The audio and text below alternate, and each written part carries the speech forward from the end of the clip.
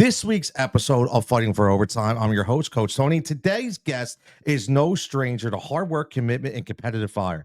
From the CRUSA fields to college courts, Noelle Baxter has pushed through every level, and today we dive into that journey. She has gone through ECNL levels when it comes to soccer at CRUSA and FC Bucks. She has gone through Kutztown from her collegiate career, AAU, and obviously Archbishop Wood. Noelle, man, thanks for coming on. Yeah, thanks for having me. This is pretty exciting because people don't know. Like, I've known you since you were a toddler. Yeah, I know. We go way back.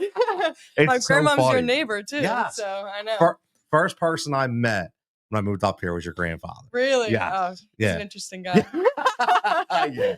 To say the least. Yes. But very, very, very awesome people. And I will say this, like, I've never, full transparency, and you know this, but I've never watched you actually play. However, social media, when it's used the right way, I always say is great because of your mom posting. And I feel like I followed you all the way through your collegiate career. Yes. Which is pretty cool, man. Yeah, it's so cool. And Wood brings a lot of opportunities. We have like rare footage sports coming to our games, PA girls hoops. So there's a lot of coverage now on women's sports, especially at youth, and it's awesome. It's good to see. It's so great. I was in, where was I? I was in Lancaster.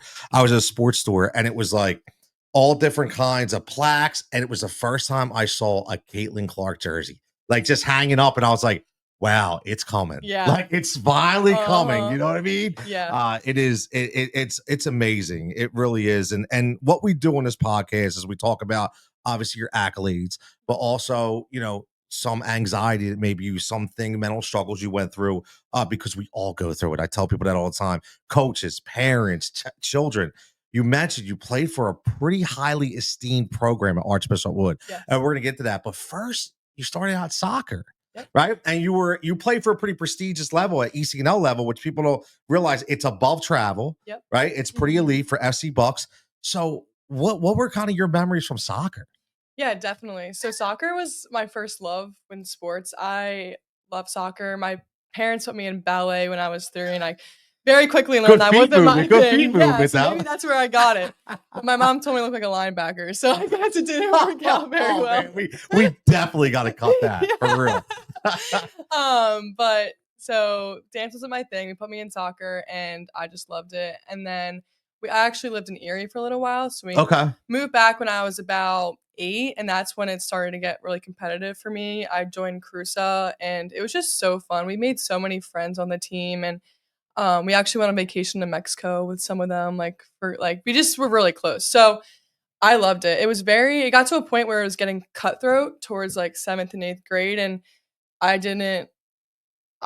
realized it was going to get cutthroat, but I didn't realize it was going to get that cutthroat. My coach was bringing like girls from New Jersey on the team, and it was a great lesson. I learned a lot, and I played with some very competitive soccer players, but like 7th grade, I tore my meniscus, so I kind of just started getting burnout, and that's when basketball started getting super competitive too. So I did make the switch, but soccer brought me a lot of lessons. Yeah, so you tore your meniscus. I did. That's tough. Yeah, it was tough. I got actually really lucky. I had extra meniscus, which is like super rare. So wow. Recovery time was not that bad, but it was definitely my first major injury, and it was tough for me. It's tough, like you gain a little bit of weight, and when you're not playing, you lose some of that skill. So coming back was tough, and that's eventually when I made the switch to full basketball. But yeah, it was tough. Now, did you come back to soccer first, or did you go right to basketball? I did. I started like guest playing for like Warrington, and I think VE I played a couple of tournaments for too, because I just wasn't sure if I was ready to give it up yet, but I couldn't commit to the full FC Bucks experience.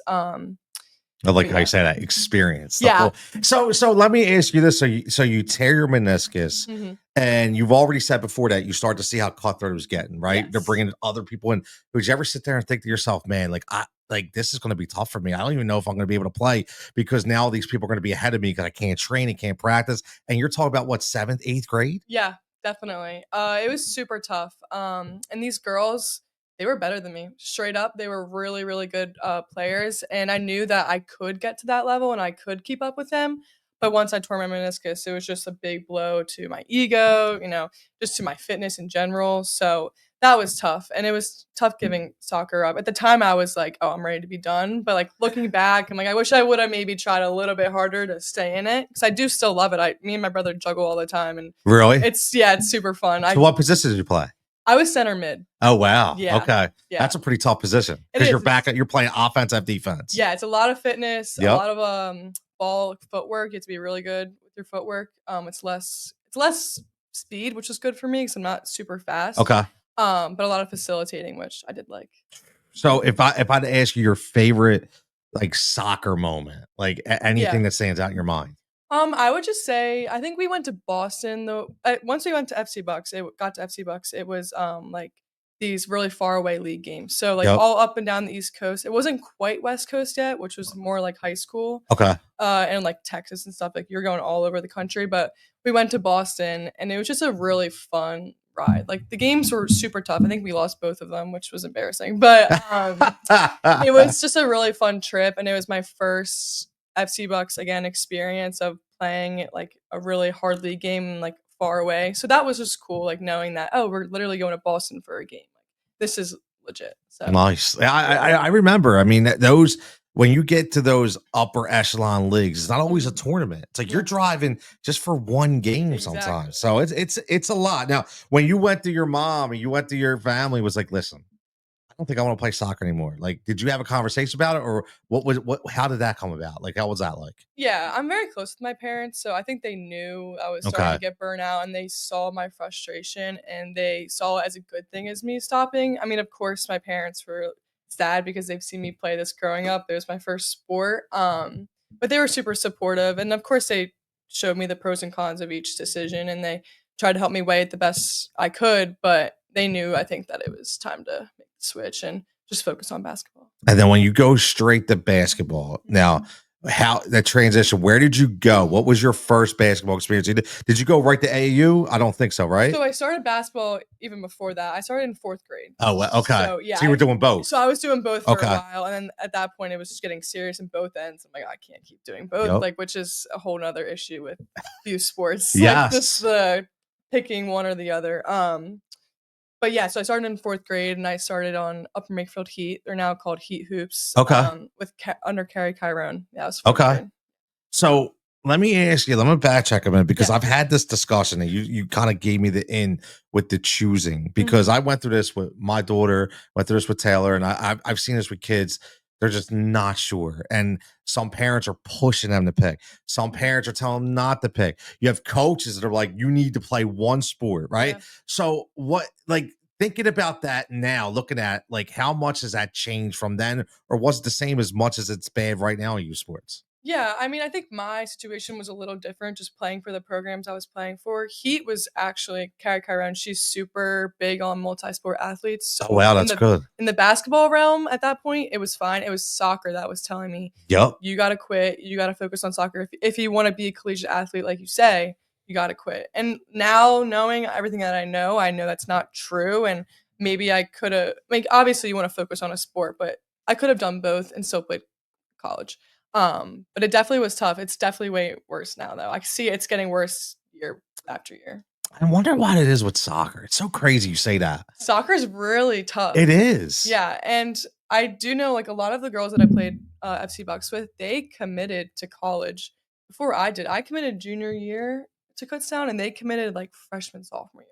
So Wow. these girls almost know their future when they're 14, 15, which is another scary thing. These girls are making these decisions to go to college when they're so young. Yes. But I mean, for soccer, that is just the norm. And if you're not, it's like, oh, what am I doing wrong? But I love how you said that now that you look back on it and say, I could have done both. Yeah. Right. So that's a message I tell parents all the time. Like, you be involved, right? Like, make sure you're involved because the coach isn't the end all be all. Let's be honest. Like, you still have to insert yourself into the conversation, right? Yeah. And know what's best for your kid. Now, how like you mentioned Heat Hoops and you mentioned Coach, who what was her name again? Coach Kari. Yeah. So I see you light up when you talk about her. So you must have really liked her. So what kind of stamp did she put on your career? Yeah, definitely. She was my first basketball coach, and when I started basketball in 4th grade, I was honestly a little behind with the girls that were already playing. It's my first time picking up a basketball ever, and I wasn't very good. And for me, I don't like not being good at things. Like that I would love it. blow I love the it. ego, especially after soccer. I'm one of the best on the soccer team, and I'm good at basketball. I'm like, oh, I don't even know how to dribble. Got to take a step back. Yeah, I'm like, this is a learning experience. But she taught me the fundamentals of basketball, and that's something that's also overlooked, and we can speak on that later. It's just learning the fundamentals, and like now I feel like everything just gets so fancy. But she taught me the basic fundamentals of basketball. She taught me I could be a multi-sport athlete. And she really put an emphasis on my ball handling, which is something that I think to this day I still have. I remember this one game we were playing at Somerton. It was the keeper we were playing at Somerton, and she put me in as point guard for the first time. And I must have got stripped like 10 times, like cookies for this other girl. And if you're a basketball player, you know that is the worst thing to happen to you. And my family was there, but she believed in me. She kept me in. And although I felt like crap after, it's such a learning experience for me. I like that. Yeah. Yeah, I like that because she didn't right away yank you out. She No. didn't right away. She lets you fight through it, which builds that lets you fight through adversity right live on the court, right? Exactly. So now that was a lot of people right now have a bad taste in their mouth when it comes to AAU. Mm-hmm. And I think I don't, and I have no experience with it whatsoever. That's why I want to ask you. Yeah. So I see a lot of crazy like fights with parents. I see a lot of like Del Carey had come out was like, listen, I pulled my kids out of AAU. I didn't want them playing. It was too much of a commitment. Mm-hmm. What was your AAU experience for those like just for you specifically? How did it work for you? Yeah, I didn't have any issues with AAU. I loved it because it took basketball to a new level. It was every weekend you were playing in tournaments, and it wasn't just one league game. It was 4 games in a weekend, 5 games in a weekend. So for me at the time, that was great because I loved it, and I was starting to really like find my love of basketball. But I will say, in the later years, it became a lot of like a money scheme, and I did coach AAU last year. Oh, did you? For Coach Mike for Magic. Nice. Yeah, I should have told you that before. That's awesome. But yeah, so and it was cool because I'm coaching these Wood girls too. It's just awesome experience. But I can see like how much money they're paying through a weekend, and it's ridiculous. And there has been like talks of like lawsuits about it too. And like these people that are at the clocks doing the games, they're not even paying attention, and they're like letting the time run. And these girls are paying how much to get in front of college coaches to play, just the experience of playing in general. Who cares what the college coaches? But and like they're just letting like time waste. So I definitely would say the money part of it has gotten to be a bit ridiculous, but I do still think that AAU is great because you learn a lot of things you don't learn in high school, I would say. No, it makes I mean, listen, it seems like it's a very valuable resource if used the right way. Mm-hmm. And right now, it's just unfortunately, I think there's probably programs out there that are probably great, but there's also the other programs, like you said, there are a lot of money grabs because that when you get into paid coaches, then got the whole NIL getting involved now, where players are like, look, I need to be branded properly. I know I'm going to get money. I mean, I know kids in high school that are getting NIL deals, which is crazy. It's crazy. I mean, the money changing hands right now is just it's astronomical. But you then go to Wood and let's speak the Wood way, right? You had a very big a lot of accolades just from a team standpoint for Wood while you were there. Yes. For 4 years, right? Full 4 years. What was that experience like? Because from afar, it looked phenomenal. Yeah. I mean, it was amazing. The 4 years were amazing. There was a lot of ups and downs, but playing for Wood on the front of your jersey is like no other pride I've ever experienced. You get into this program, and I don't even think I realized, like I've heard things about it, but when I got in, you don't realize until you're there. Every day is just like a battle in practice. You're earning your spot, and Coach Mike would tell you this. He tells everyone this. Even if you're a senior and you played all 3 years, if you're not coming to practice that day, you might not play. It doesn't matter what you did in the past. It matters what you're doing right now. And I was playing with some of the best competition in PA every single day at practice. So you could imagine the mental and physical toll it took, but you can also imagine how much I grew as a player and how much I learned. And even though it could be really tough some days, it made me the player who I am, absolutely. So there's definitely a lot of pride. I still like fight people about it, like in high school or in college. I'm like, oh, I went to Wood. We probably beat you guys. Like I have so much pride, and I could be the most annoying person ever, but I don't care. That's my school. I love it. I love it. And it's funny. Like I just had on a one of my former teachers who is big in the Catholic League. And that subject came up, what you just said, he was like, it used to be a big deal back in the day where it used to be like, I play for St. Tim's, I play for St. Matt's on my chest. Now it doesn't really matter. But the one thing that I've learned is I feel like Wood continues to go down that path where they really instill with you. This is I wouldn't say an opportunity, but it kind of is a treasure for you to take on that school is so nostalgic when it comes to that. Yeah, that's very true. And I mean, we do have a tradition of winning. That's what we say. And it's true. We win a lot, and with that comes a lot of responsibility and a lot of pressure. I mean, it's tough knowing that you're going to look down upon if you lose, and oh my gosh, this specific team is losing.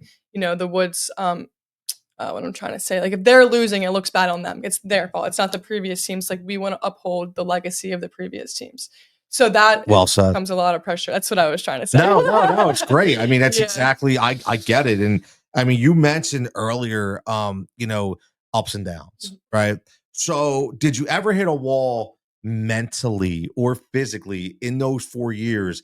And if you did, what was it, and how did you deal with it? Yeah, definitely. I would say honestly, I've hit way more walls mentally than physically.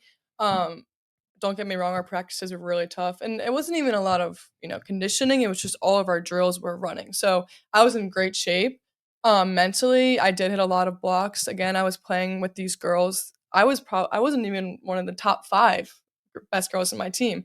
And I'm not saying I was a good basketball player. I played Division II basketball, but I was just surrounded by Caitlin Oriole, Villanova, Ryan Allen, Vanderbilt, Villanova, Dana Kiefer went to Bryant, Izzy Larson went to Northeastern. So I'm surrounded by all of Reba went to Quinnipiac. All of these really, really good basketball players. So it was so hard not to compare myself every day. That was, I think, one of the toughest things. And also accepting my role on the team because I wasn't a scorer. I never have been a scorer in my life at basketball. I've always been a facilitator. I'm the one who sets the screens. I get the rebound, which at the time I didn't appreciate. And I was like, why am I not scoring? Why can't I do this better? But now, again, stepping back, being removed, I can appreciate who I was for that team and what I did, my role in our success. Now, so did you ever, because it's deep, right? And you mentioned it, and not everybody can accept their role, right? And so was that your role all 4 years? I would say yes. Okay. So did it ever get easier throughout those 4 years, or was it always a struggle? It was tough. And it was tough probably throughout the whole 4 years. And I could touch on this too, because for Magic, I was one of the best players, like top 2, 3, whatever it was. So I had a different role in the Magic, and I felt like I'd play this summer with Coach Mike because I had the same coach. Coach Mike was my Magic and my and my Wood coach. So I was with him all year round, which is tough on both of us, I'm sure. I'm sick of him, he's sick of me. I love it. But I would have this great summer with Coach Mike where, I have a big role. I'm playing whatever 32, whatever AAU was minutes, and then I get to Wood and I'm not that same role, and I'm a different expectations for me. And like that was tough because like you want to carry that into your high school season, but it just wasn't the reality because of the difference in the team. And I wasn't playing with Caitlin and Ryan and Izzy and Bree and all these like really good basketball players. So, and don't get me wrong, those girls were all Magic were great too, but it just wasn't the same level. So it was definitely a struggle going from my role in AU, then going to my role in Wood. Now, did you already know, like coming into each year, were you ever like, I think my role is going to change this year? Or were we ever like, you know what, I'm just going to accept this and I know what my role is going to be, but it's still hard, like mentally, man. It is not easy because you're a competitor, right? And you want to compete and but does it ever feel like you're just constantly getting pushed back? And it's like, all right, how do I just keep fighting back just for myself? Yeah, I accepted the role, I guess, all 4 years. I wanted to do whatever we had to do to win. So I was okay with that. Obviously, like watching Caitlin score the winning shot or whoever get the winning block or steal, like that was tough because I wanted to be that deep down. And don't get me wrong, I was so happy for my teammates and I wanted us to succeed. Of course, I wanted it to be me. But if I was, setting that screen to get Caitlin open or hitting that pass to Caitlin and she made the game-winning shot, that was a good feeling too. Well, I want everybody to understand something, and I know you know this, but what you just said is, it's not selfish. Like I've said this before. Like, well, I've talked about when you're a parent on the sideline and your son or your daughter's sitting there and she's not playing or he's not playing. Indirectly, your mind will always look at other players on that field and be like, you know what? Not to say that they're not, but why is my daughter or my son not playing? Right. Yeah. But that's just you wanting them to be out there. Well, so what you said is real. Like, yes, I want to be hitting the game winning shot. Yeah. As a coach, I would want you to say that, right? But then you come back with that and say, yeah, but I also know that if I'm setting the screen in order for that shot, I was involved and that made me feel good too. So Right. I think people really need to hit home with that and understand that's what that really means. Yeah. Definitely. Because a lot of people keep, I like right away. I know how people are right away. They're like, oh, she or he's a selfish player. No, it has nothing to do with that. Yeah. That's a drive and a competitiveness that you can't take away. And that's what we want all our players to be. Exactly. And I could tell Coach Mike this to his face right now, all of these things. And he would respect that because he was the same way in high school. He was a role player and he played with some really great basketball players at Doherty. So he knows, like, competitively, you want to be the best and be that person, but he also knows that I did everything I could to be the best teammate. And at the end of the day, that is going to take me way farther in life than maybe being that person who scores every time. That's so well said, because that is going to take you way past sports into adulthood as as a future parent, as a future employee of a company. That is the lifelong experience is that you learn. And you ever feel like, it's funny, you just said your coach was exactly like you as a role player. You ever notice that the best coaches and managers aren't the superstars. It's always the role players, because I feel like they've had to fight extra hard just to get to where they're at. Exactly. Right? Yeah, he says that too. Yeah. And he was, I'm like almost as tall as him. He's not like a super tall guy, like basketball player. So, and he played soccer too. Oh, wow. So a lot of common. Yeah, exactly. So he knows. And sometimes that could have bit me in the butt. Okay, I don't want to say that word. No FCC rules here. You're all good. But because he knew that I was tough and I could handle things, so maybe he was harder on me than everyone else. And sometimes for me, as like a teenage girl, that was hard for me to swallow. I'm like, why is he being a jerk to me and not her? But he knew, because he was the same way, I could handle it. That's another part of like the mental struggles was, I'm like, and he would say it too right now. He's like, I was harder on you, and I would maybe blame things on you that maybe weren't your fault, but I knew you could take it. And on the outside, yeah, I could take it. But when I went home, sometimes it was a struggle. My mom would see me, I'd be upset, and she would be like, oh my God, I'm going to kill someone. Like, what is going on? I love it. I'm like, Mom, no, it's okay. It's okay. But that's what we do, man. That's what we do. Yeah, exactly. And you're going to do that one day too. Exactly. Oh, I know I'm going to be the same way. Yeah. You're going to do that one day too. I mean, listen, I don't know Coach McDonald, but I could say that I've never heard a story that wasn't positive about his work ethic and what he instills in his team. And listen, the accolades kind of speak for themselves. I mean, look, just the Wood accolades are insane for that girls basketball team. Yeah, I mean, the past 5 years, we won states 4 out of the 5 years. Yeah. We win districts every year. Like, for us, that's not a thing, which I don't mean to sound like cocky when I say that, but for us, that's an expectation. Getting to the PCL is an expectation. Winning is always the expectation. Yep. So, yeah, he can, I'd tell him to his face, he can be a hard ass, like, totally. And sometimes I really wanted to kill him, but he is so knowledgeable about basketball, and he truly thinks what he's doing is the best for the team, even if it doesn't come off right.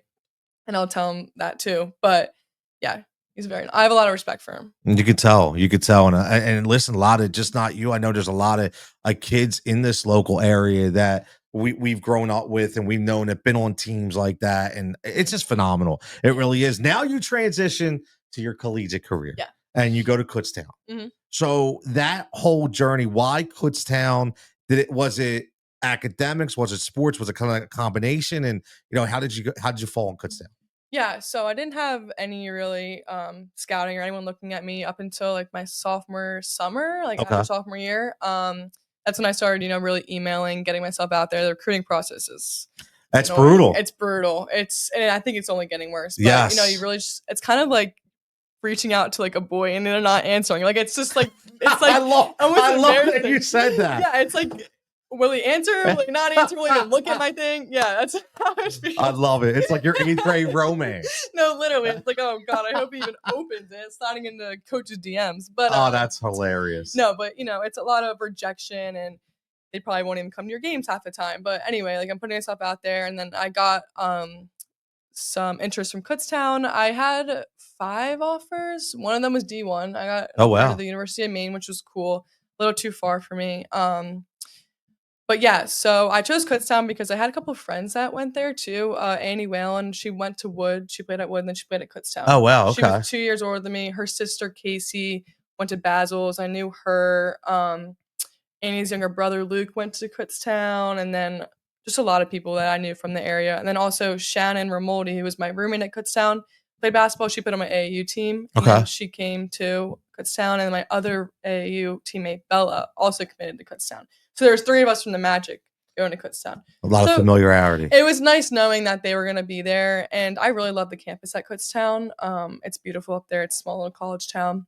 It's not far. No, like it's not terribly far. God forbid, if something happens, you can come back home. Exactly. My parents can come to my games. That's huge too. That was a big reason why I chose Kutztown. That's awesome. And then it's a good business school, so that's what I wanted to do. That's all. So when you went there, how did that environment differ from being with Wood and doing the Wood way, and now you're going to Kutztown? Like, what was the transition like? It was definitely different.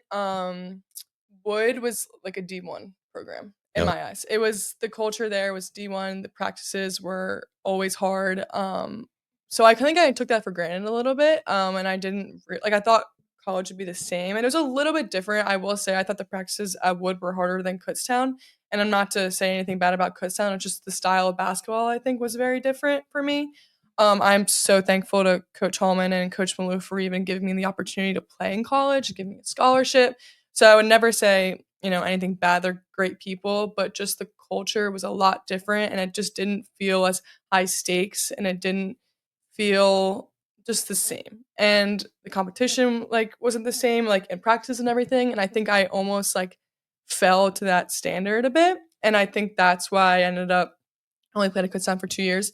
But I ended up stopping playing, and I almost lost myself in those 2 years, which is something I'm not proud of. I should rely on my, self for motivation and not other people. But it was definitely an adjustment, I would say. And I wouldn't listen. I will say this: we all need somebody, right? Like I've said that all the time. Whether you're 8 years old, whether you're 80 years old, there's going to be times where you lose yourself through a process. It could be through sports, it could be through life, and you need somebody. Right now, here's this could be a tough question. I don't know if you can answer it, but you say you had an offer from D1, and your idea of Kutztown was it wasn't as competitive, I'll say, or structured as Wood. Yeah. Do you think that you would have been different if you went to the D1? Do you think what your mindset would have shifted a little bit, and you wouldn't have fell back, and you would have went all 4 years? I think so. I think I maybe would have been not as happy in other aspects, which is why I don't regret not choosing Kutztown. Love it. But the program at Maine ran the same offense that we did at at Wood. Okay. And that was something that I played for all 4 years, plus AAU, because we ran the same offense in AAU. So I was really, really good at running that offense. I knew all the reads, all the backdoor passes, all those things I was good at. I think my game would have translated a lot better at Maine. Okay. And because at Kutztown, we just ran a completely different offense. It wasn't a fluid offense, so it was just different. Okay. Not saying that's wrong, but it's just different from my style of playing too. And at Maine, it was more sharing the ball, less reliance on shooting. And at Kutztown, it was I was supposed to be a shooter, and I've never been a good shooter. You were saying that you were a facilitator. I've never been a good shooter. Yeah, I was a facilitator, and right. if I'm wide open, maybe I'll hit it and I'll shoot it. But I've just never been that player. So it might have been better basketball wise at Maine, but in other ways, it would have been so far from home. It's cold. I went there in August and it was 60 degrees. I'm like, this is cold. Yeah. That's not. It's not good weather in Maine. This is not for me, and I'm not I don't like the cold. So no, but I think that's a huge learning point for anybody listening, because I had a national scout on with me, and she played D1 soccer. Her name was Mackenzie Shizzle, and she does a phenomenal job in the recruiting process. Okay. And that's the first thing she said. She looked back at her career, and when she talks to kids in the recruiting process, you have to think about your well-being too.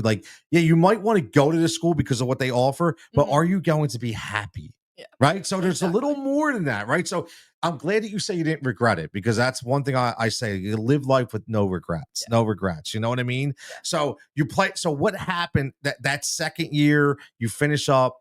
How did the process go about you saying, you know what, I don't think I want to play anymore? Who'd you talk to? How'd you come to that decision? Yeah, so I think after the first year, it was more like, okay, it was just freshman year. I didn't play that much, kind of expected. We had older girls, so it was like, okay, like I can deal with that. And after the second year, it's still, I wasn't playing much, and it wasn't because I wasn't maybe good, but maybe because I wasn't fitting into the offense.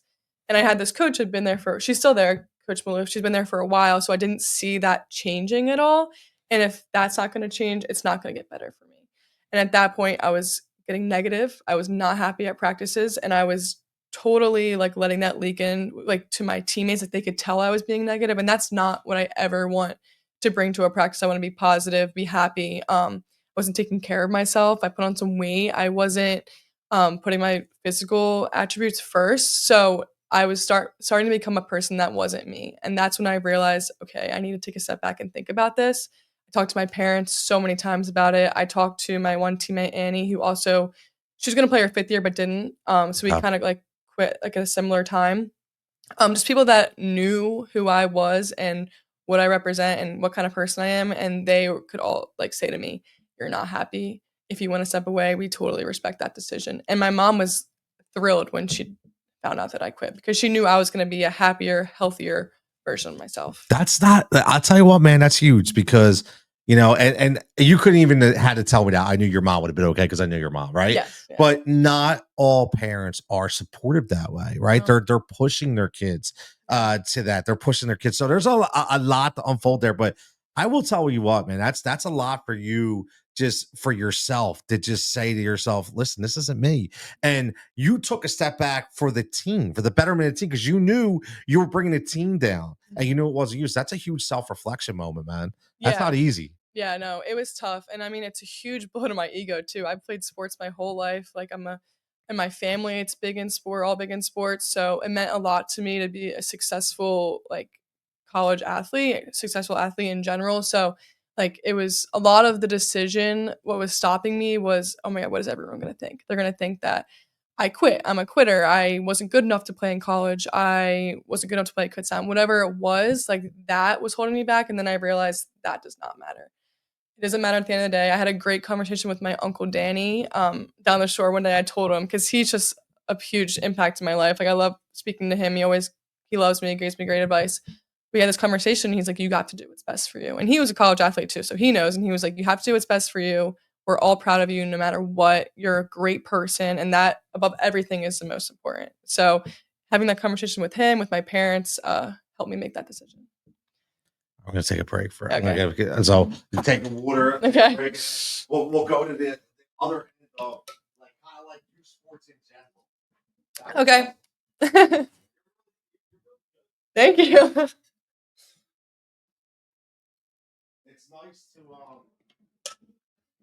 It's nice to hear you stick up for yourself. I love that. Thank you. So see, all I do now is go, okay, because this is still recorded, but like I said, I just take the audio. So when you take the audio, there'll literally be like a line where it'll be like a pause, and then you'll see like something. I know that's where I can cut out. That's what we're doing. Right. That makes it easy.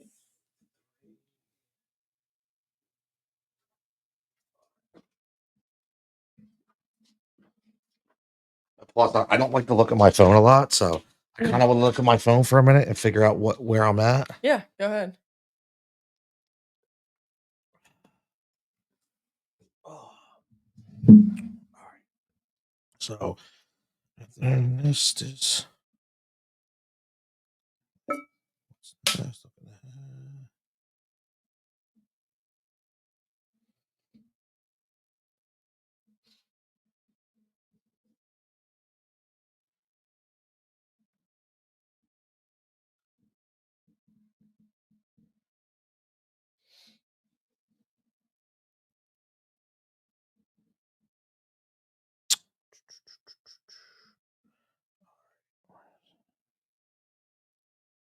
All right, so we'll just do just some general questions, like just talking about your sports in general. Okay. Um, so talking about like burnout, talking about you know, the way it's changed from then to now. Mhm. Did you ever have or do you know anybody's ever had like conversations about like your friend athletes that Mhm. where their parents were pushing too hard, or you hear stories like that? Yeah. Kind of general questions like that. Okay. Uh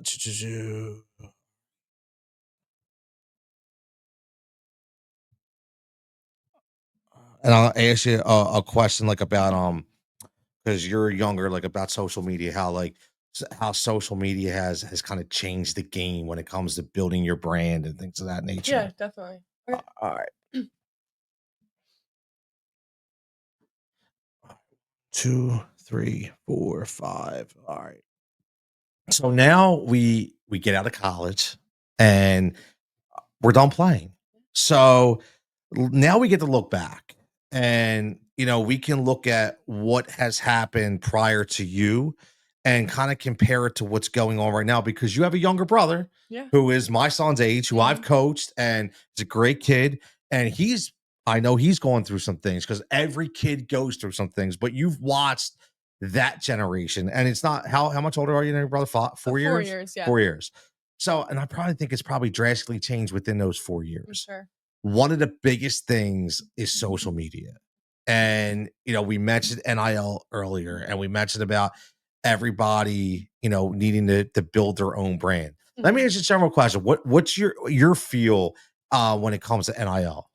Yeah, I mean, I think it's great for a lot of reasons, and I think a lot of these athletes deserve the recognition that they're getting because, you look at these comment sections on a post and it's like all about, Caitlin Clark or whoever it is. And I do think all that attention going to them, they should get compensated for that.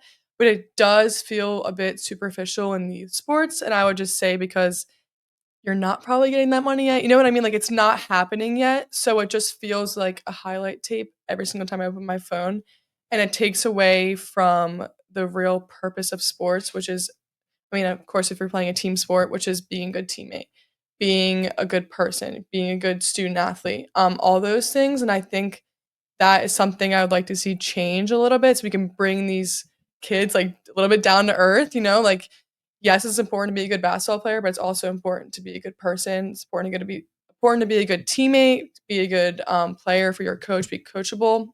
So I definitely see a big difference in that, even from there was these highlight tapes and things, but now these kids have full-blown Instagram pages just for their sport, and I've Yes. never seen that before. Like, yeah, it was Twitter back then, and that was a Yep. big thing, but, like, these full Instagram pages and, I do think it teaches important lessons, and it teaches good lessons in marketing for sure, but and, like, sticking up for yourself and putting Yep. yourself out there, but it has gotten a bit extreme, I would say. I completely agree. Like, I was always a proponent of, and a college athlete, people are making money off their name. We know Mhm. that, right? Mhm. Penn State is sold out for the next 10 years. They're Mhm. bringing in millions of dollars based on those athletes. And some of those athletes, I've always said, listen, these guys, these girls, they have full rides, but in order to keep that full ride, the practice regimen, the Mhm. workout schedule. I mean, Yeah. I'm not telling you anything you don't know, right? How Right. do they work and make money? Mhm. So I've always said, like, I feel like they should get paid, Yeah. but this is a different level. Yeah. And you said it's starting to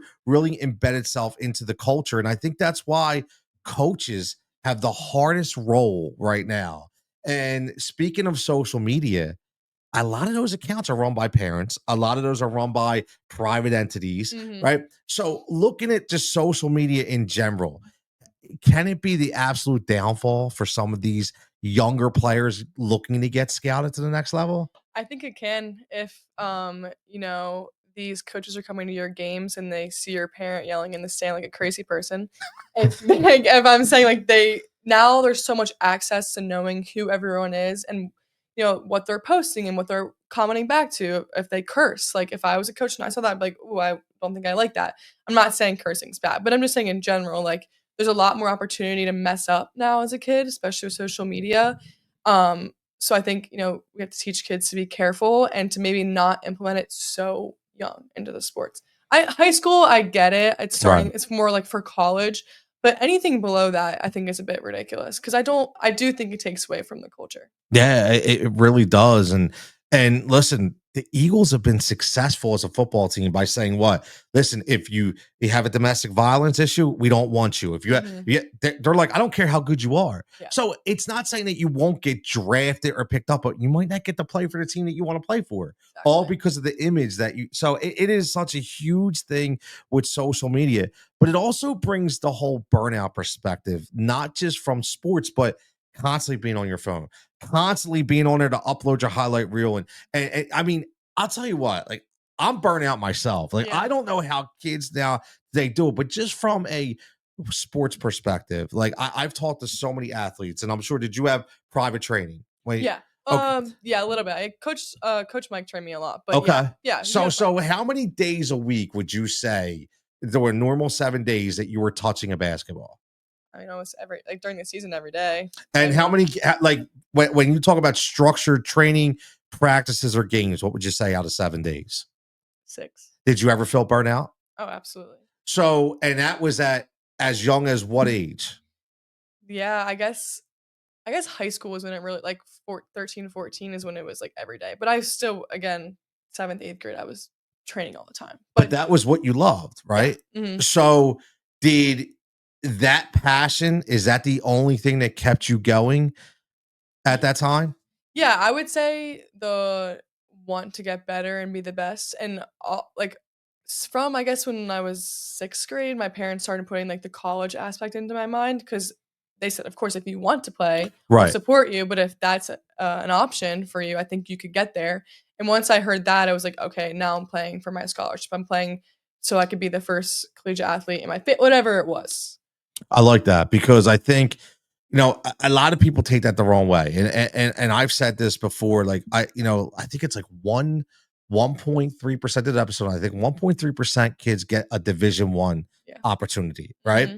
So I would always hate the parents that would come to me as a coach. My kid's going to play Division 1, but it bothered me, right? Like I get it. I'm not trying to rain on your parade, but it's like, do you understand how much of a hard task it is to get to that point? Yeah. Now, as well as I do, whether as another player, as a coach, you can point out and you could be like, wow, that kid's special. Special. There's Yeah.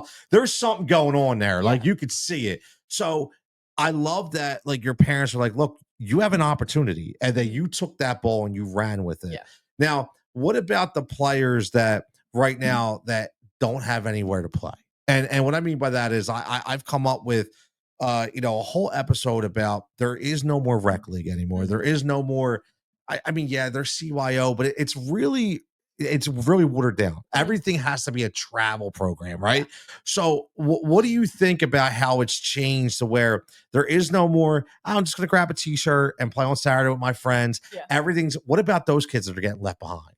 It really stinks, and it makes me sad because basketball all sports, it's just become such a competitive thing, and it's just cutthroat. Like, and if you're not the best, you don't feel great about yourself, and you can hear it in the stands. Oh, they missed a layup, and you hear like the groans from the parents. It's just become Uh, so much, and I love that there is kids out there that still want to just play for fun and have fun, and there should definitely be more opportunity for those kids because at the end of the day, unless you're going to the NBA, WNBA, or professional, we're all going to be in the same spot after college looking for a job, and you want to be a well-rounded, not burnout individual. So I'm glad that that's still there. I hope it stays and there's the rec leagues come back or CYO or whatever it is. I hope that can come back because everyone deserves to play basketball. Isn't it's good or bad doesn't matter.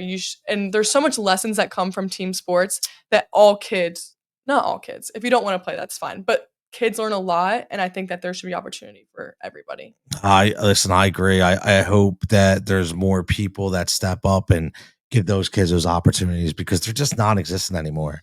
Yeah. And it's just a bad mix when you put a player on a team that we all know doesn't belong on a team, but it's only because they don't have anywhere else to play. Yeah. And then when you're that coach who wants to get them involved in the game, and then like you said, like, they make a mistake and everybody's who let this kid, like it happened to my daughter. I remember, like, who let her on the field, like, and I'm like, wow. like, can we just relax a little bit and bring Yeah. it back into perspective? But unfortunately, that doesn't happen. And that messes with the mental health psyche of these kids as well. Mhm. And now it's starting at even a younger age. Like I'm seeing 7U, 8U going through drafts and under picking players and formulating these big elite travel teams Yeah. in baseball before they can even throw a ball, before they can even pitch, right? Mhm. Like, so it's just it's crazy to me to see how much it's spiraled out of control. And speaking of mental health and as you were coming up, you said you had a lot of ups and downs. Is there any no names, not obviously you don't need any names, but anybody maybe close to you or a friend that confided in you or just asked for your help or you saw from afar from another team and said, wow, they're really going through it to a level I never thought was possible, all because of youth sports. Yeah, definitely. I think definitely more at the high school level, it was a lot really exhausting playing for Wood at times, and as much as I love it, and there were so many high highs, there was a lot of low lows. And yeah, I had a couple girls since I was captain to my junior and senior year. I tried to make myself available to everyone to come talk to me because I understood completely what they were going through. So yeah, I've talked to girls that were going through this burnout, and at some point, it's like, what do I do now? Because you're in the middle of the season or you're in your state playoff run and you're not feeling great. And there's something you can really say to your coach because you're trying to be a good teammate. You know what I mean? You're trying to not make Yep. it about you. So I think me making myself available was good for those girls, and I had that too. We had great seniors, but upperclassmen, but yeah, I definitely seen a lot of girls struggling, and it's hard because you don't want to make it about yourself. You want to be a team player, but at some point, you do have to put yourself first. Now, do you think it is easier to have kind of like a colleague, so to speak, a teammate, somebody that is your age, has been through it, than somebody above them, like a parent or a family member, to be able to help them through it? Yeah, definitely. I think, my parents know me the best. However, like I talked to my one friend Annie a lot about Kutztown because she went to Wood and Kutztown, and we were very close. We're still really good friends. But she knew exactly. She saw what was happening. She was in practice every day, seeing what I was going through. My parents don't go to practice. They go to the games and they see what happens in Exactly. games. And as much as they know me, she knew me very well as a basketball player too. So I think it's important to have people, and especially people with your best interest in mind, I will say, because that can get mixed up too. Like you can talk to someone who maybe doesn't who is the same position as you, like maybe they don't want to see you succeed. I'm not saying that's a malicious thing. Maybe it's not even conscious for them. No, it's that's true. Yeah, but you want to That's true. make sure the people that you're speaking to want your best interest in mind, not looking for a rise out of you, not looking for you to get mad at your coach, just want what's best for you. I love that because it is true, because you just don't know. Yeah. You can't just confide in anybody, right? And I think it's great, the rise of psychology in sports. Every Mhm. team has a sports psychologist now. I think that's so big. And did you ever notice? And I think this is crazy. Like, I know it's so hard for us to differentiate from superstar and average individual, Mhm. but they also have a mental capacity that can be damaged too, right? Yeah. So it Mhm. is big to be able to go through that. It really is. Now, before we have a little fun and here, if you were speaking to a 15-year-old kid, whether it be boy or girl, I want to say girl, because I'm going to be honest with you. I say this because I am a father, I am a girl dad, best job in the world, by the way. But like, it's different, right? So 100%. I used to get arguments with coaches. I'm like, coaching girls is different. You have such a lower level of a line that you can cross, meaning their emotional standpoint, right? So if you could talk to that 14, 15-year-old kid about anything, about your journey and what you learned about, what would you say? I would definitely say embrace your role. That was the biggest thing that I can look back on now, and I've already talked about this, but be proud of what you do on the court. And I mean, if you're not doing anything good on the court, don't be proud of that. But I'm saying, like, if you are doing your best you can and you are making these plays, maybe it's not the winning shot, maybe it's not the highlight reel, but if you are, doing these things, be proud of that and embrace your role because there's so many important roles on the team and you can't always be the superstar. And that's something that I wish I would have appreciated about myself growing up because another thing is too, is celebrate your wins because for me and at Wood, it's an expectation of winning. You winning, it's like, oh, okay, we were supposed to do that. Like, obviously it feels good, and the championship games are a little different because it's a little bit more exciting. But like the districts every year, it's like, okay, that's expected. But now when I graduated college and I got my degree, my mom's like, oh, are you excited? I'm like, yeah, like, yeah, kind of. Like, I guess it's cool. Like, but for me, it's an expectation. Instead, I should be celebrating my wins and celebrating everything. And I think that's something that we lose in kids because we are saying you have to win. You have to be the best. You're on this team. Like, we're losing that celebration of wins. And I think that's something that kids should be doing more. That's huge because I'll be honest with you. Like, I literally just went through that as an adult. Like I said to my son AJ, I was like, dude, I feel bad. He's like, what do you mean? I was like, well, like, here you are, like, your last 2 years. So everybody's fully transparent. Taylor graduated, Chris graduated. So I'm a very tough parent when it comes to academics. I expect the standard. It was funny. Taylor used to always be like, all the girls would be like, man, I want Coach Tony. My dad, she's like, you don't want to be Tony's kid. Like, she knew, like, it was tough living with me. Right. But I said to AJ, I was like, dude, I'm so sorry because I don't think I celebrated how well you did in school because I kind of just expected it. And I think it was because he was the last one. So I think that's a huge to celebrate your wins. I love it. Now let's have some fun. Let's do a little rapid fire thing I like to do. And because I know you still watch sports and I know you're a sports fan. So I always say, like, must see TV, right? I'll say right now, who is your must-see TV athlete in any sport that says, if I got 2 minutes, I would have put on the TV and I want to watch highlight reel of him or her? I think Steph Curry. I love Steph Curry, and I didn't always feel that way about him. I kind of thought like he was annoying and cocky, but now after all of these years of success, I could always put him on and be like, he amazes me every single time. And I think maybe because I was never a shooter too. So I'm like, wow. Like Caitlin Clark's the same way. I would say if she's like my women's basketball equivalent, she is pulling up from anywhere and it's going in. And I can appreciate that as someone who's not really a shooter.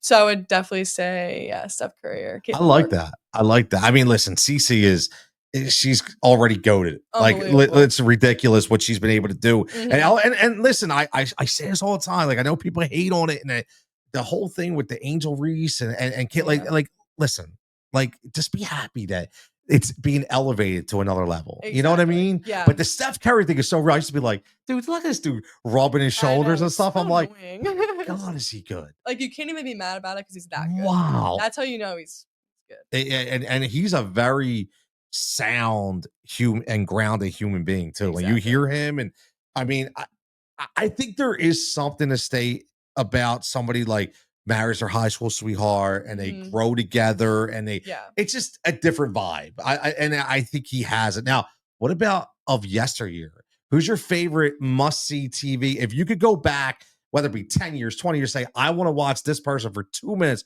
who would it be? I guess this would be fitting knowing my past, but Cristiano Ronaldo. Wow. I was not expecting that. No, it's not. I was a big soccer fan, like watching it. We're actually starting to watch it more now. My family, my brother had it on today. But I used to wake up every Saturday morning at 7 a.m. to watch the Premier Leagues because in like Europe, it was like 6 hours ahead. So it was like regular time. But I'd wake up and watch, and I was hoping it was Cristiano Ronaldo on my screen. And he's good looking on the eyes. So I like that too. I was gonna say, listen, man, I'm very comfortable with my sexuality. He's a good looking guy. Oh, he's a good looking guy, yeah, for sure. Can't be upset. Yeah, listen, man, I don't have I got a man crush on Cassie, but not Cristiano Ronaldo. But Cassie? So, yeah, I saw your eyes.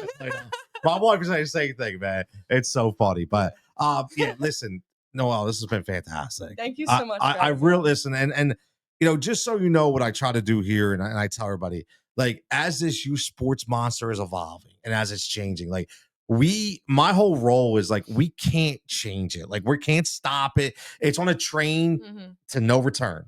However, I feel like somebody that's 12 or 13 listening to you, or maybe a parent listening to me saying, wow, I heard him go through it. I heard her go through it. And it's not just me. I feel like if we could prepare that next generation of, listen, we're not saying it's bad, but understand things are going to happen. Be prepared for it. I think that we can do justice and make it a better place. No, yeah, that's awesome. And like I told you, if this gets to one kid's ears and they can learn from it, then that would be happy. And I sit here and I say all these things and I sound super strong, but I was not like that when I was younger. I am years beyond it, and I can look back and appreciate it and appreciate how I've grown. But at the time, it was a lot harder than I'm making it sound. So it's okay to go through those rough patches and to feel anxiety and all those mental health struggles you may have. But it does get better too. And you'll realize when you can look back on it when you're a little bit more mature too, when your brain develops that, you'll appreciate it more. But yeah, I'm happy. I agree. Listen, you. I say this all the time. People, if you have points you want to talk about, stories, message me, DM me, and I get that a lot. Like we'll do this episode, it'll go out there, and I guarantee you 3 days later I'll get somebody to send me a message and be like, I just want to let you know my daughter went through this, or my son. Like, it's great to understand that people can have that outlet, be able to talk. So as always, everybody, man, you're not going to change it. Memories and moments, not always about the wins. And you said it. Celebrate your wins. So that's where we're going to end. We're going to celebrate our wins and continue to strive and use sports. Noelle, thanks so much. Thank you so much.